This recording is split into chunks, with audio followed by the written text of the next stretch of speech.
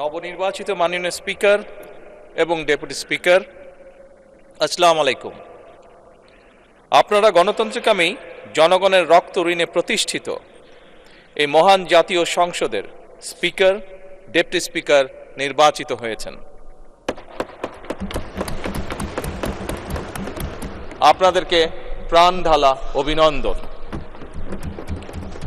আজ থেকে আপনারা আর কোনো দলের নন, এই মহান জাতীয় সংসদের স্পিকার। আজ থেকে এই মহান সংসদের নির্বাচিত প্রত্যেক সদস্য আপনাদের চোখে সমান।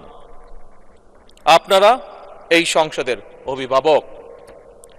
মাননীয় স্পিকার, গত ১.৫ দশকের বেশি সময় ধরে সকল গণতান্ত্রিক রাজনৈতিক অধিকার কেড়ে নিয়ে জনগণকে দুর্বল জনগোষ্ঠীতে পরিণত করা হয়েছিল। মহান জাতীয় সংসদকে মানুষের অধিকার লুণ্ঠনকারীদের ক্লাবে পরিণত করা হয়েছিল। বিগত ১.৫ দশকে যারা নিজেদেরকে এমপি পরিচয় দিয়েছিল তারা কেউ জনগণের ভোটে নির্বাচিত ছিল না।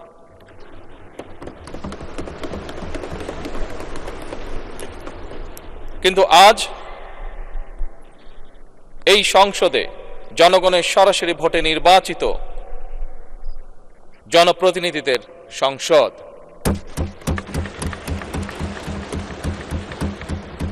আজকের এই সংসদ বাংলাদেশের জনগণের সংসদ।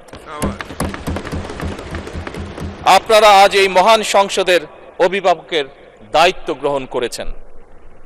দেশের স্বাধীনতা প্রিয় গণতান্ত্রিকামী মানুষ এই সংসদের দিকে প্রত্যাশা নিয়ে তাকিয়ে রয়েছে।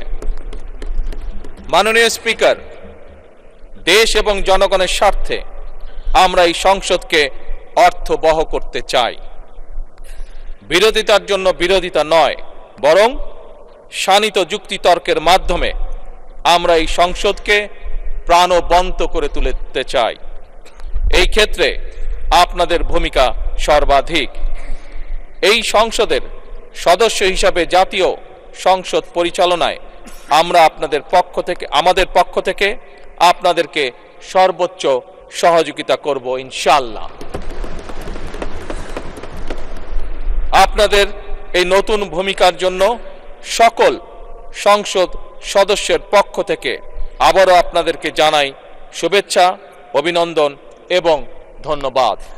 মাননীয় স্পিকার, মহান রব্বুল আলামিনের দরবারে আমরা কামনা করি এই মহান সংসদ সাফল্য কামনা করে আমার শুভেচ্ছা বক্তব্য শেষ করছি। আল্লাহ হাফেজ। বাংলাদেশ জিন্দাবাদ।